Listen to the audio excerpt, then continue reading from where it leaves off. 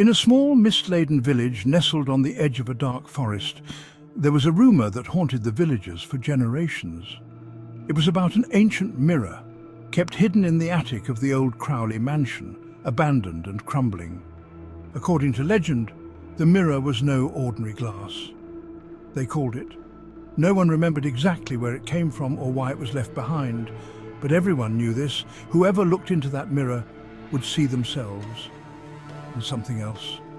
And that something was said to be a reflection of the person's darkest secrets, deepest fears, and forbidden desires, all twisted into a version of them that wasn't really them. One stormy night, Emily, a curious young woman with a love for the mysterious, decided she'd had enough of the village's superstitions. After hearing countless rumors and ghost stories about the mirror, she was determined to see it for herself.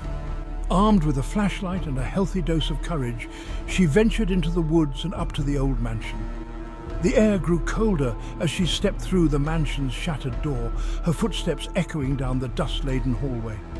Shadows seemed to move, whispering to her as though the house itself was alive. She climbed the creaking staircase, its wood groaning as if in protest, until she reached the attic door. There, covered in a thick layer of dust, stood the mirror. Its frame was made of silver, decorated with intricate carvings that seemed to shift when she looked too closely. But the glass itself was clearer than anything she'd ever seen, almost as if it were waiting for her. She took a deep breath and gazed into it. At first she saw herself, just her, looking a little pale and a little scared. She laughed softly at her own reflection, her breath fogging up the glass. But then the reflection didn't fade. Her reflection was still smiling, even though she had stopped. "Hello, Emily," the reflection whispered, its lips moving independently of hers. Emily froze, her heart thudding. "What? Who are you?" The reflection smirked, a cruel gleam in its eyes. "I am you, the you that you keep hidden, the part of you that wishes to break free, to do things that you wouldn't dare. I know your secrets, Emily. I know your every desire." She tried to step back, but her feet felt glued to the floor, as if the mirror had trapped her gaze and her will. Her reflection began to change, twisting and distorting, until it became a twisted version of herself, with sunken eyes and a smile that was far too wide. "Let me out," it whispered. "You've kept me trapped for so long. All I need is a touch. Just one touch, and I can show you what true freedom feels like." Without thinking, Emily reached out.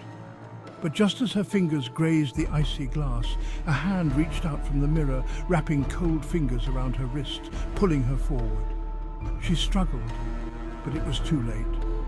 With a final scream, she was yanked into the mirror, her vision spiraling as darkness closed in.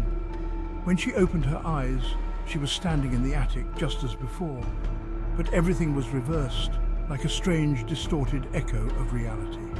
She looked around, panic building as she realized she was the mirror. Outside, her reflection smirked, now free, looking at her with the same horrified expression she'd worn only moments ago. "Enjoy your new home, Emily," it sneered, then turned and walked away, leaving her trapped in the glass, screaming silently as it vanished down the stairs. From that night on, visitors to the old mansion claimed to hear faint whispers from the attic, the desperate pleas of a young woman trapped in a mirror, doomed to watch her life play out from the other side of the glass. And if you were to look closely into that mirror on a stormy night, you might just see her. Or worse, she might see you. Because once you gaze into it, it's only a matter of time before it pulls you in too.